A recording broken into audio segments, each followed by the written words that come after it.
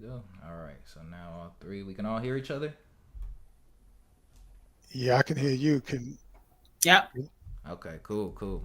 All right. Sorry about the technical difficulties, everybody. Sorry about that. You know, I work in a school, so it doesn't phase me. Got you. I was waiting patiently. Thank you so much. Okay. So let me just make sure that the sound is okay really quickly on everything.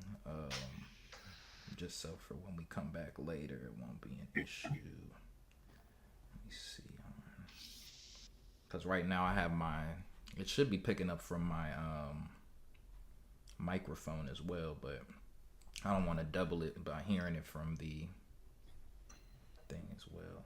Let's see.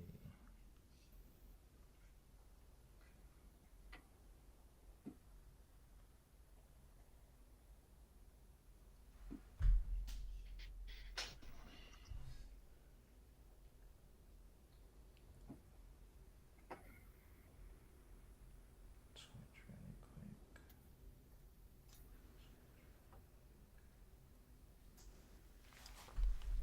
Okay, testing, testing. Okay, testing, testing. Okay, I think we're good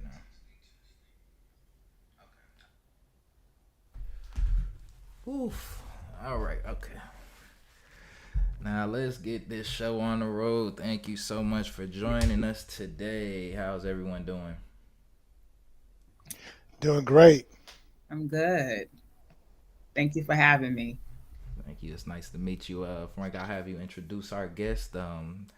Happy Women's. This is our first women guest of the podcast history, so we're very honored to have you here. Frank, if you want to introduce. Well, this person is someone I've known my entire life. Well, actually, she's known me her entire life. Yeah, she's known me her entire life by the grace of Yahweh. This is my blood sister. In our circles, we call each other sister and brother. This is my blood sister, and her name is, as it says on the screen, Tanya Williams. And in other circles, she's known as T Blessed, and she's an educator. I'm going to share this, and then we'll get into it. Years ago, I remember when T Bless was still a graduate student, and she was sharing something that she did with her students. And at the time, I was already a full-fledged classroom teacher, and I was thinking like, wow, I wish I can do that. So I realized at that point that she was on her way to being a master teacher. She's that, and now an assistant principal in leadership. So I thought it was very fitting to ask you to come and share for Women's History Month. So welcome. Thank you for having me here. I'm honored to be here with you, Andre, and my big brother, who we lovingly call him brother. But I also lovingly call him the wise one prophet. So I am honored to be here with you all tonight. So let's get it going. You know, Today we live in a so-called cancel culture, and some would say that Women's History Month is no longer needed. What are your thoughts on that? Some say that Women's History Month is no longer needed. I'm not exactly sure where that sentiment would come from. Um, Women are the backbone of this country, and people need to understand the rich history that women provide in this space. Sometimes people try to quiet women and hush them up. And in some circles, depending on your race, if you are outspoken, they will try to label you as loud and as aggressive. So, that being said, um, I taught my students when I was like a third grade teacher and a fifth grade teacher, when I was still an educator. I would always make sure that they understood that a lot of the things that America uses, it came from the patent or the idea of women. So women history has to be celebrated. Wow, that sounds good. You have any thoughts that you wanted to share on that particular point, Dre, in particular, or Um, yeah, getting rid of Women's History Month. I don't know if I've heard that sentiment personally. I'm sure that it exists somewhere because they want to get rid of everything to some extent. So doesn't necessarily surprise me. I mean, I think it's super important to just always remember. I think the only negative is to think that it's. I wouldn't even say negative. I just think that it's always good to acknowledge the power of women just in general. Um, and I think that if that ever falls into the backs of our mind, then it should be re re assured for us. So I think that it shouldn't even just be a month. Like, we should always keep women in the forefront of our minds. So that would be the only thing I would say against it. Not trying to marginalize it to simply 1 month, and kind of just always revere women just throughout the year, just in general. But to have a specific month where we highlight and make sure that we pay homage and respect to them is definitely for sure needed. So well, follow it up on that theme of respect. I don't know if Tanya recognizes this headpiece. So our great grandmother, she made hats, and she made quilts, and she crocheted, and I'm one of the ones that's fearless enough to wear this. I know that certain things come back around, and back in style. And recently, one of my ex-clients made something very similar, and I kind of chuckled to myself, thinking that, wow, my great grandmother used to make this. So I wear this today in homage to her, and and the women that came after her. So I want to follow up my initial question, T Bless, and obviously I'm kind of interchanging with the names. So as an educator, how do you handle the idea of gender fluidity in the schoolhouse? I think for some people, this idea of Women's History Month may be illegitimate from that standpoint. How are you dealing with that as a leader in the schoolhouse, and this push that we saw really over the last in different ways? We've seen it over the past 16 years. So, you know, um, I always have to lead from a lens of making sure that everyone is respected and feel welcome. Because at the end of the day, when a couple of years ago, when I was working in DC public schools, that's when all the signage came in, where we had to make sure that we removed male, female, boys, girls, and we had to remove those signs. And so it caused people to be uncomfortable, and it caused people to have some angst.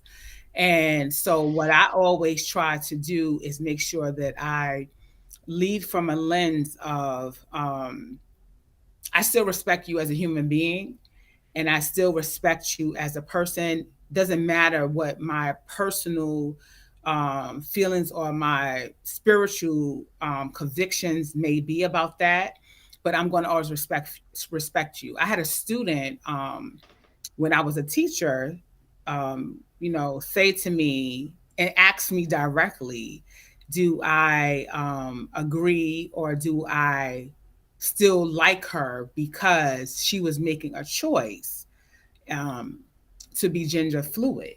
And I said to her that I will always care about you because of who you are. So I always have to lead from that lens, that I'm going to respect you as a human being, just like I expect you to respect me. And I'm going to lead from that lens. I had a really interesting thing happen to me probably about, I would say, 8 years ago. And I was going into a Walmart restroom.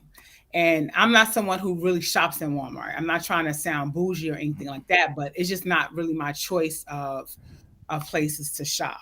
And so this particular day, I happened to be in Walmart and I needed to use the restroom. And I remember this is when, and it's probably about 10 years ago when this started to, happen where, people were going interchanging into restrooms. And I remember walking into the restroom, but I saw someone who, in my mind, as I looked at them, their appearance, I assumed they were male. So I kind of paused and stopped because a little bit of anxiety set in.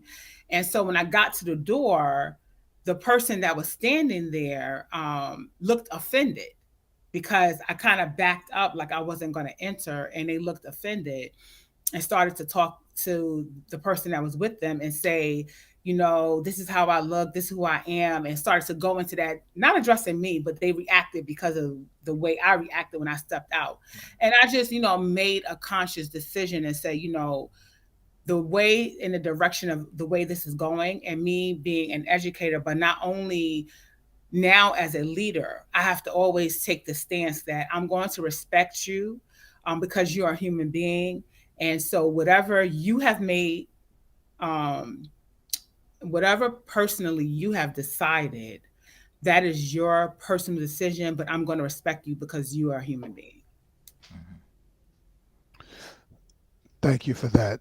Thank you for that answer. And, I've often wondered how you all as educators were dealing with that topic, and I think your answer was pretty strong for those people on the outside wondering. Dre, President Trump drew a hard line in the sand, saying that in the United States there are just two genders. What are your what are your thoughts on that? I mean, I know that, and I always kind of put you on the spot to represent your generation. Mm-hmm. What are you What are your thoughts on all of this? Mm. Um, so I will admit that I'm very uneducated in this conversation about gender fluidity. My personal feelings on it are like like Tanya said, I respect everybody. I'm more deal with people on individual basis. I have worked with someone who was transgender before in the workspace, and it wasn't necessarily. I mean, we didn't have any issues where I would refer to them the way they wanted to be referred to, um, and there was never really any conflicts in. I think I guess as a man, I don't actually remember what bathroom they used. I'm not sure if that situation had ever came up. And, I think if it did, it wasn't necessarily an issue for me personally as a man. I can definitely see it from the other perspective of, being a woman and then someone entering that space where it's a lot more uncomfortable. So I can't really speak on that. So yeah, I haven't been. Actually, there was actually a time where I was um, helping teach kids, and I did misgender somebody accidentally, without me knowing. And then, once I was corrected on it, I didn't know. I mean, but it was interesting because I addressed them in the gender that they were portraying, but they weren't necessarily fully transitioned, I'm assuming. So I guess with situations like that, it does get very tricky in terms of, so that, and that was like a very brief situation where, it wasn't an official like classroom where, I was introduced to the students one at a time. So they had a very um, non-gendered name, so I couldn't really necessarily tell by the name, so I was just going off of their appearance, and they were younger, so some people haven't developed all the way. So it was one of those situations. I did feel they weren't I couldn't tell if they were offended by it, or if they were if that was what they had wanted to be referred to as. But somebody later had informed me that no, this is a young lady, not a young man. So that was like my introduction to it. Once I found that information out, it didn't necessarily change my interaction with the student, but it's also something that I never even really thought to ask, being put in that situation, not being fully trained as an educator. So I think just when it comes to, in general, dealing with kids outside, and understanding that they have different views on gender fluidity, is something that we kind of have to adapt to. And that's, it kind of, for me, it feels, especially for young kids, because it's like I don't know exactly what the rules are with that. Like, as an educator, are you supposed to refer to the child as they feel, or if their parents have an issue with you saying that, because that may be something that the parents aren't comfortable with yet. So I can see that becoming a very big situation moving forward. So that's really as much as I know on it. So I'm, like I said, I'm very uneducated in that field, and I would need more proper training to deal with that in the future. I can tell you that if a child, if they are in, if they, on their birth certificate it says that they are assigned a female, but if the child comes to school and says that I want to be referred to as a male, then what they are saying, that we must respect what the child says, Okay. even if the parent says, no, my child is a female. But if the child actually says that that's what they want to be identified as, then the school base has to respect what the wishes of the child. Okay. Okay. And that's the guidance that schools are given on that. So it's whatever the child is saying that they identify as. Yes. Gotcha. Okay. So the one thing that I will say to this, because I've got some other things that I want to address while we have T Blessed here. I definitely want to encourage parents, and Drea and T Bless, you make good points in bringing up the role of parents. I definitely want to encourage parents to get involved in what's being legislated as far as the schools are concerned. Because for me, if a 5-year old who, they say that the male brain doesn't really develop fully until they hit 30. So you got a 5-year old boy, and he's decided that he's a girl, and the parents don't have any right to say that, no, this is my son. So the the gap seems to be that we as parents have dropped the ball. Now I don't want to get into the weeds with that conversation, but in our last podcast, I kind of came heavy on grown-ups being a part of the process because everyone has something to say about what's going on in the political landscape right now. But then when it comes, and maybe you can kind of just speak to this real quick. I know as a former teacher, we couldn't even get some parents to come to parent teacher night. We couldn't even get them to come and check on report cards and stuff.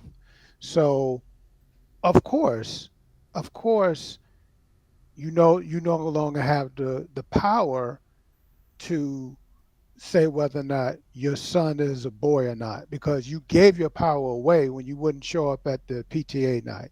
But what's happening? I haven't been in the classroom, the physical classroom, in about 10 years. So what's really happening in the school? That's exactly what's happening. Whenever it's time for because now it's different. Before everything was paper, so a paper report card, only would be sent home. But now they have things called parent portal, so that a parent can literally go on their child's email address, and they can track and look at their grades, right? And so you have parents who use their phone and devices every day, but for some reason they are missed to check that portal to find out if their child is has missed assignments, or what their grade is tracking. They are not doing that effectively. So now when it's time to come into schools for parent teacher conferences, we just had, at my school, a parent teacher conference, and there was a sprinkling of parents, and I'm at a pre-K 8 school, that actually came in to actually conference. And so that's the type of thing that's happening. And they pretty much have said, and from the perspective of the school, what it seems like, you have them between the hours of 9 and, in my school, the case of my school, 9 and 4. Good luck, enjoy that. So it's like a hands-off approach. And then when problems or issues happen, they'll show up for things, certain things. They'll show up to call the school and to become irate around certain things. If you say that a student didn't earn a party, then they will come up to rally for something like that. If you say that this student cannot go on this field trip because of their behavior, then they're going to come up to question, why are you treating my child this way, and it's not fair, and it's not right. So it definitely is a hands-off approach. Now, what I will say is that the school that I'm at right now, my principal and our admin team is really big on trying to develop the climate and culture. We work in a Baltimore City public schools, and we are trying to change the narrative of what goes on at the school. We came there last year together, and we're here this year. So every time we have an event, we try to really do things to pull and draw the parents in. So, you know, open house and meet the teacher. They'll show up for things like that. Like they enjoy coming for things like that. We had a big parent night because we started doing the house system, and so they enjoy that type of thing. But when it's time for the academic part, when you really need them to come in and rally with you around the academics, their students, their children in school, that's where it's like they're afraid to come in to have those conversations. They don't want to necessarily listen to those conversations. And me working in urban education and Title I schools for over 20 plus years, I really believe, and I don't think it's a speculation, that a lot of the parents, they themselves did not have the most positive experiences in school.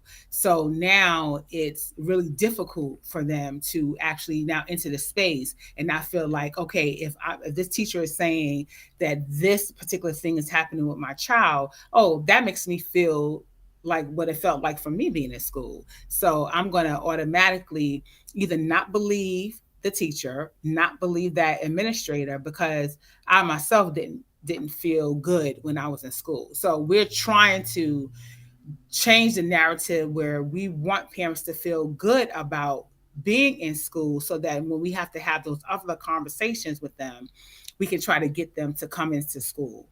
My team, we're hosting a data night for our first grade and second grade parents. And I have to give you guys an update to see how many of them show up, but we're trying to get them to come in. I'm hosting a parent town hall for the parents next week, trying to get parents to come in, because what I'm saying to them, there's some behaviors that are starting to ramp up. We need you to come in to partner with us.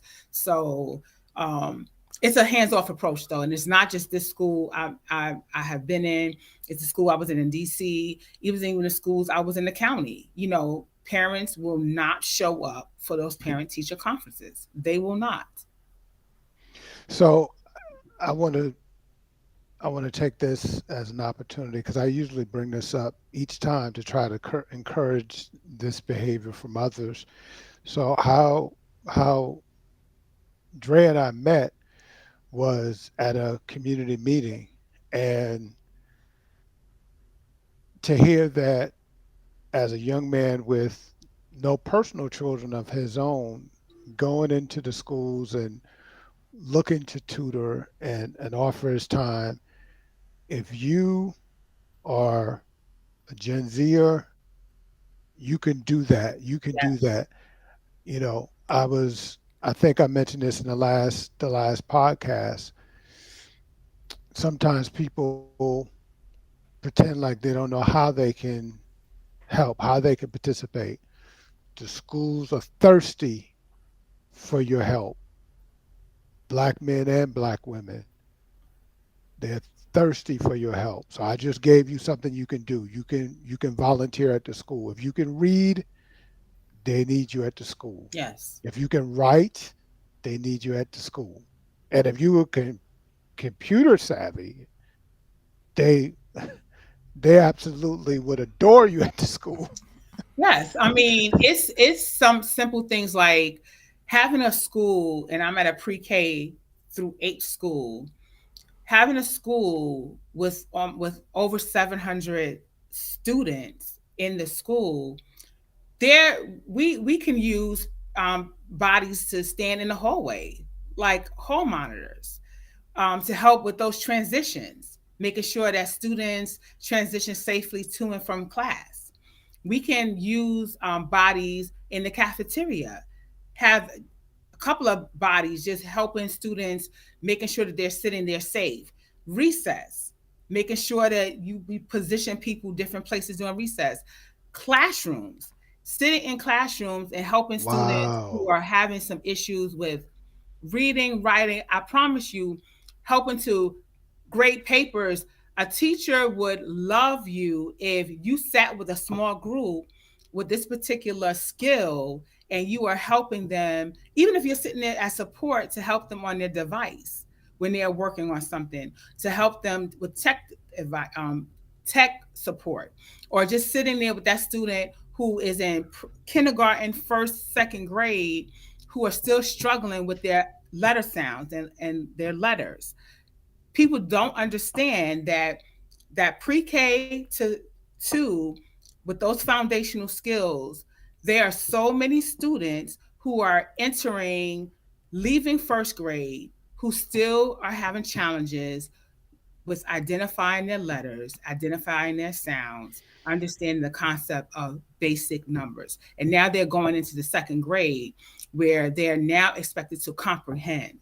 So if you are a person who have time, and it doesn't have to be every day, but if you can donate 1 or 2 hours, we implore you to do that. Go to your local school. I really don't see anybody turning anybody away, because the schools are in dire need of support.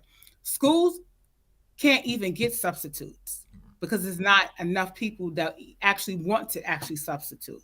So there are a lot of situations where, and the person that's volunteering, you may not be able to hold a class by yourself, but you can definitely support another teacher or support these different structures and places in the building where we need just bodies there. When it's time for arrival, it's time for dismissal, welcoming students into the building. Students sometimes are coming in, they're crying, they're angry. Just help welcome them. We're glad you're here. We have a welcome committee welcoming kids. Good morning, smiling at them, welcoming them in the building, having some extra bodies to help do that. When it's time for dismissal, placing yourself different places outside, seeing students off, making sure they get off the campus safely. So if you're listening and you listen to this, I'm telling you, don't keep saying you don't know what to do. I'm telling you, we're telling you what you can do. Trey, for those brothers who are watching, how did you get involved with the schools? What maybe that will help some of the brothers who are listening. What how did you get involved? Let me think. I think it really came from just looking in my community and kind of seeing that a lot of the kids just had no one to look up to. Like, I remember just like the kids in the neighborhood I was living in at the time, they was thinking, like, they would see me going to work and thinking I was working at McDonald's because that was the only type of jobs they were accustomed to people having in that area. Um, and I think I was in college at the time, so I was starting to understand the value of education for myself. Or like right when I was getting out of college, and I was starting to just kind of understand the impact that education had for me. And like, I was just seeing around how these kids weren't being introduced to that same level of education that I had grown up having. And then just I was just looking for a way to help. And so that's kind of what led me to the library, where that's the only place I could think of at the time where I was like, I mean, I know kids do go there in order to, after school programs and stuff. So that was just me reaching out to the community. It's really not hard to get involved. The thing was, I started up like a tutoring program originally in my neighborhood at the clubhouse. So I just made like a little poster. I was saying, yeah, if any kids want like free tutoring here, I just like put my address, my phone number and email address on there. Because they would have like people would be promoting their businesses there and stuff. So that was just the first service that I was offering. And then I had a couple of the kids come there, and I would just sit with them, do their homework. It wasn't anything. It was like maybe 2 or 3 kids would come up there. But I mean, it was I think it was cool for them just to have someone who would sit down with them, because their parents might have been busy. Their parents were normally just getting off of work. And I think that's really where the problem is. Like, since school is going on during the time that other people are working, it's very hard for people to want to like take off from work. Like, when I was in school, I had extra time, like while if my schedule might have been go to school 3 days out of the week, and then I had 2 days off. So on my off days, I could offer the tutoring services, or then I could go volunteer at a school. And I think, like I said in a previous show, it's like right now you couldn't really pay me to teach right now because of just all the responsibilities that comes with it. Like I said, I don't even have the proper training to be a teacher or be around kids in a certain capacity, because just of like lack of training. So I mean, it's one thing to want to do that, and I think a lot of people would need some type of training, but they would also need, I, as Tanya was speaking, I was starting to think of like a possible solution would be like if certain companies had like internships, because so many people don't have like any type of experience to get into the job force. So it's like if maybe a company had like an internship volunteer at this at a school once a week or twice a week, then maybe they'll get some experience points towards a career that they want. I think that's a better way to incentivize people, because it is hard for people who are looking for a job and who need money to donate an hour of their time for free to deal with kids, and it not being anything like, especially if that's not anything that they're necessarily inspiring to do in their future, work with kids permanently. So I think if there was a way to, like, if an accounting firm was like, oh yeah, if you run a, a financial literacy class at a local school, then that can go towards an hour. you know Internships are already unpaid, so it's just like, have them promote your business or something like that. So I think we need to get creative in a way to just incentivize people to want to help, because it's very difficult to ask people to volunteer that time and them not genuinely want to just see the kids do better. So especially if you're not living in the community that you're helping out, like I was seeing what was happening to some of the kids who weren't being properly educated, and I'm seeing teenagers a little bit older than them, and it's like, okay, this is the path that they're on right now. So trying to steer them away from a path of what could be possible destruction was enough motivation for me, but not enough people are really even living, or who are living in those in those environments, have the wherewithal to know how to stop it. So Can let I me say something? Can we say something really quick, please? Listening to what Andre is saying, and I want to, give this nugget out, and you two may notice, but states and policymakers, I think I'm frozen. Okay, states and policymakers will look at the proficiency literacy rate of students in third grade to determine how many prisons they will in the future need to construct. And so I'm saying that to say how imperative it is for students in those foundational grades to get the level of education, but also have the support that they need. Because at the end of the day, especially the way you said you saw the possible destruction of what could happen, well, you're correct. Because if a student gets to the third grade and they already are reading on a pre-K or kindergarten level, all of that's going to do, it's almost like they're never going to be able to catch up. Right. And what ends up happening is, and I would tell people this all the time, who wants to go somewhere every single day and you feel like a failure and you don't know what's going on? Who wants to sit in a space every single day and the words on the page are looking like Greek to you because you can't read them? And that's what ends up happening to students if they go every year and now they are failing because they don't understand what's going on. We see it in the school level where students are in the second and third grade, and those behaviors are ramping up because they are well below grade level. thank you for that.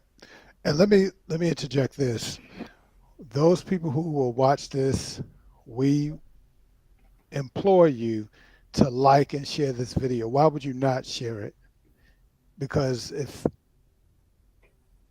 we had put out a video of me eating 20 bowls of lasagna and eating 30 buckets of chicken and laughing and giggling the whole time, you that would go viral. So why not? This is valuable. This is priceless information. Like it and share it. And hey, here's the other side of not liking and sharing. We think this is valuable. I heard the word destruction come up. I heard today that President Trump was slated to sign an executive order to dismantle the Board of Education.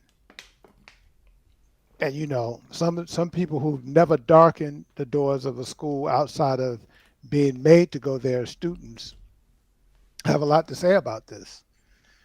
And yeah, I agree with Dre. We want people to be incentivized to come into the schoolhouse, but without you know JFK was famous for saying, "Ask not what your country can do for you, ask what you can do for your country." So it's real easy to always look at, well, how's this gonna help my bag? And that, again, I believe in incentives, but for those people, I've been around people who are expressing a lot of upsetness about the dismantle. Here's the thing. What have you done since being mandated to go to the schoolhouse? What have you done to help the schoolhouse? For a lot of you, the answer is zero, nothing, absolutely nothing. So why why are you so upset with the president saying he's going to dismantle it? Why what have you, outside of being required to go, you hated it? You told me you hated it. So what's your beef about the dismantle? But here's the question that I have. How is this executive order, how is it affecting the culture of your school? Because obviously it's been people have been talking about it ever since the president was on the campaign trail. So how is this impacting the culture of your school? Um, People are very nervous about it because if that indeed does happen, we're thinking about the ripple effect that will happen with budget cuts and programming. And once they start to cut the budget, there are a lot of programs that go through the State Department of Education. Um, People don't really understand and realize that special education and Title One funding, all of that is important. We need that. And so, with the dismantling possibly of the state, the educate board of the board of MSD and the state education, we don't know what ripple effect that might be. Um, that might happen. I mean, we already are in situations where schools are not receiving the funding that we normally receive. We just worked on our budget at my school, and we already are seeing where we don't have as much money as we had last year, and so we already are seeing where we're going to have to surplus several positions. So people really don't understand the ripple effect that may happen, and people are definitely really nervous about it.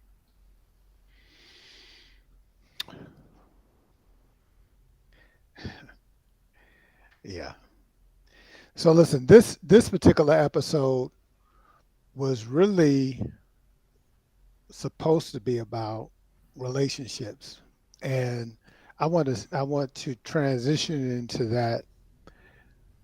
We had to deal with all that we dealt with all that's been going on in the education sphere, and I'm glad that we had you to give your expertise as a educational leader. To pivot, I wanted to ask you, Tanya, what relationships are the most important to you? Yeah, what relationships are the most important to you? Um, I would have to say my family relationships. And with that, that is my immediate family, which is my parents, my siblings. my son, my fiance. So my family relationships are is probably the most important to me. And then, I have friendships that I've had for 30 plus years that are extremely important to me as well. So, long lasting friendships are important to me, and my family relationships. Those are the two most important relationships for me. I'm always impressed with people who can say that they've had a particular friendship for 30 years since college or since high school. Dre, are you fortunate to have those kinds of relationships? People who, I'm not talking about family members. I mean, friends who you could say, "Wow, I've been connected to this person in friendship, significant friendship for 10, 15, 20 years." Is that a reality for you also? Yeah, I definitely have my share of close friends that have lasted through the test of time. I've lost a lot of friends who I thought I would have for much longer down the road. And that part is what I think. I think about that a lot. Like friends who I've lost for different reasons why I've lost friends or fell out with friends. Um, Sometimes it's because you're on different life paths, um, and those are difficult to you can kind of, a lot of people don't think of those losses as much as they may think about a breakup, but it hurts just as much not having those people around. Now as I was thinking about the question that you had just asked, I was really thinking like, while my family is an important relationship, I think as I get older and have to think about where I'll ultimately, I mean, I have a home now, but just my relationship to my community and kind of defining what my community is the relationship that I think I want to focus on the most moving forward. um, because it's bigger than just myself. When I do start a family, my community, that does include my family, that does include my friends, that includes the people who live around me. There are improvements to my community that I will want to make. That sometimes it can be helped with time. Sometimes it can be helped with donations. But I think as I get older, that's one of the relationships that I do want to improve the most upon, and just making sure that I know I have friends within the community, and focus on making sure that those relationships last into the future, and try to avoid some of the pitfalls that I've had in the past with friends. Losing friends, losing, falling out with people. So That's good stuff. So this is a different kind of question, and it's taking us back to that topic we were dealing with again. I guess as a career educated, people are curious about the answer to questions like this. So, Tanya, if we placed you in a reverse time capsule and made you the assistant principal of the elementary school you were a student at, would your job be much different? So if I was transported back in time and now I'm at PS 85.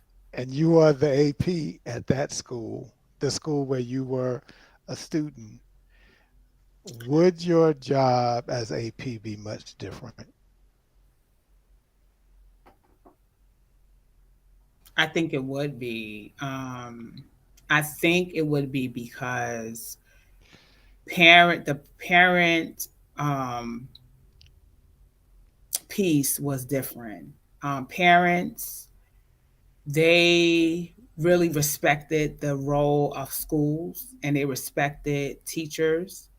And so if a student, if a parent, if a teacher or an administrator had to call home for a student, parents believed what the school said. So they did, it was more like, okay, if the school said it, I believe it and I'm going to handle it and handle you when we get home.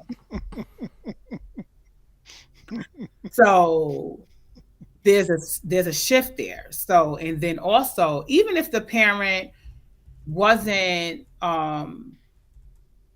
educated or who was not college educated or who even maybe didn't have a high school education, education was important to them because they understood that I want my child to have an education. So making sure the kids did their homework was important. So they wanted to make sure you did your homework, you brought your homework in, and most important, you was respectful and listened at school. So that part of it, I do believe that a lot of the challenges that we see are the hands-off approach with parenting. And where parents are saying, well, I'm gonna believe whatever my child said. I don't care what you said. And so I'm a person who was a person who advocated for my son and being an educator. So of course I always wanted to make sure that I listened to what he had to say and then also what the messaging was happening in school. But I don't want people to mistake what I'm saying because I definitely want, to make sure that parents are listening to their children, absolutely. But that is why you have to be a part of what's going on in school, because if you are closely in communication with the child's teacher, close communication, meaning you might you might not always be able to do it, but popping up and visiting, you will see firsthand what your child is doing or what they're experiencing in school. So that when a teacher is making those calls to you, it won't be a situation where I don't believe anything you're saying. You will see firsthand what's going on and how that teacher runs their classroom. So going back to the original question, for me, it will be easier because of that parent piece and that parent connection, because it's lacking. It's definitely lacking now in education, and schools need the support of parents. I mean, I remember reading a book years ago where this principal who left principalship, and it was thought this theory and this school of thought that the schools, like almost like they were beating up teachers and saying, stop blaming the parents because basically you can't control what you're doing in the classroom. Basically, if that student isn't doing well, it has nothing to do with the parenting. And so that thought started to permeate in certain educational spaces where they were now saying, well, doesn't matter what goes on at home, you're fully responsible. Now, although I was the type of teacher, and and as you, brother, as you said, I was, no nonsense. So for me, I would tell students, I don't care what you're doing, is going on at home. What goes on in my classroom, my rules are my rules. We are family in this classroom, but what I say in this space is absolutely gonna go. So I ran my classroom like that. So for me, I was like, you have to listen because you're in my classroom, and that's just, there's no other way around it. I'm sorry. So but you know schools need the cooperation of parents. So if I was transported back, yes, because there was more parent involvement. So I've got one more question, and I'm really glad that looks like we'll have time to get this in. Of course, I know your story, and you probably will only be able to kind of touch on this, but I feel like there's a lot of people that you could help with the answer to this question. And it goes back to this topic of relationships. And I'm glad that Dre weighed in on this earlier and talking about his long lasting relationships. My question is, T Blessed, how do we succeed in relationships with people who are difficult? How How do we how do how do we how do we succeed in relationships with people who are difficult?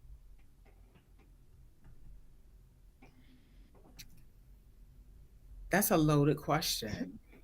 Um, it takes a lot of patience, um, and it takes a lot of it's patience. Um, but you have to have some perseverance about who you are as an individual, because when you're dealing with someone difficult, they may not believe that they're difficult. Some people might know to a certain extent that there's some qualities about them that may be difficult, but um, you can only do it day by day. And so with every day, sometimes a person could feel like they're walking on eggshells because they're not sure who they're going to get. And so the patience piece, the wisdom piece, the taking it day by day is the only way you're going to handle that. And so I've had situations, personally, but professionally, where I had to figure out how am I going to go in here. So I'm going to talk about from a professional space real quick. How am I going to go in here every single day with this person who is my supervisor, who's literally verbally abusive, who is berating me? How am I going to do my job? Because one day, based on her particular mood, she can seemingly seem like she was okay, but then most of the time it was a verbal abuse type of situation. So I would go into the space trying to, do my job, but also trying to figure out um, how I'm not going to entertain or allow their berating to to tear me down, because there's a lot of tearing down sometimes when you're dealing with difficult people, um, and you know them having that access to you is what makes it difficult, especially if you have to deal with them on a daily basis. So if you are able to get away from a difficult person and you not don't allow access, then it cuts it off. But if you're in a situation where this is your employer, or you're in a marriage with a difficult person, how are we going to get up every single day and now have to deal with this difficult person? I'm the two things that's coming is patience and perseverance. Um, you know, I have so many other things to say around that topic. You guys gonna have to invite me another time, For sure. but those are two things right now I can address. But yeah, patience and perseverance. So Dre and I like to respect people's time, and I do want you to weigh in on this question, Dre, because I think your generation needs some insights because um, the whole concept of cancer culture came out of your generation. So how do you respond to that? Because ever since I've known you, we've known each other now for a couple of years. You pretty much you've always been the same. So how do you respond? What's your secret to dealing with difficult people? Because I know you deal with them Yeah, on occasion. for sure. Real quick, we just have 2 minutes left on this call, so I'm gonna be Okay. very brief. So yeah, if we do get cut off abruptly, thank you everyone for joining. Like, comment, share, subscribe, all that. But yeah, dealing with difficult people is really all about patience. See, I really don't take too many things personally. I do know that anytime somebody has a issue with me, it's probably something that's a little bit deeper. So I kind of always operate from that. I try not to judge anybody based off of an outburst that they may have. I pretty much always extend grace in times when I can.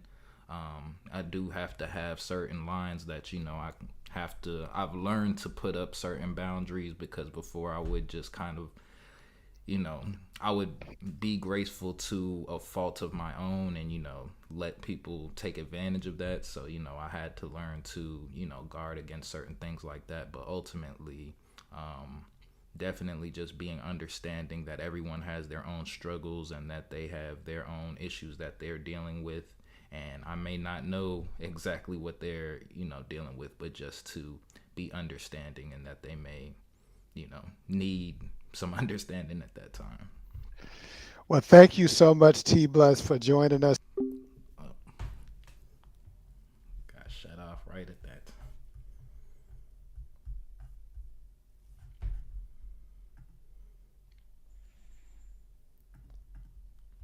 Oh. Thank you everyone for joining us. Sorry we got cut off like that. Like, comment, and subscribe. Thank you, T Bless, for joining us tonight. Thank you, Frank. We will see you guys next time. Have a great day.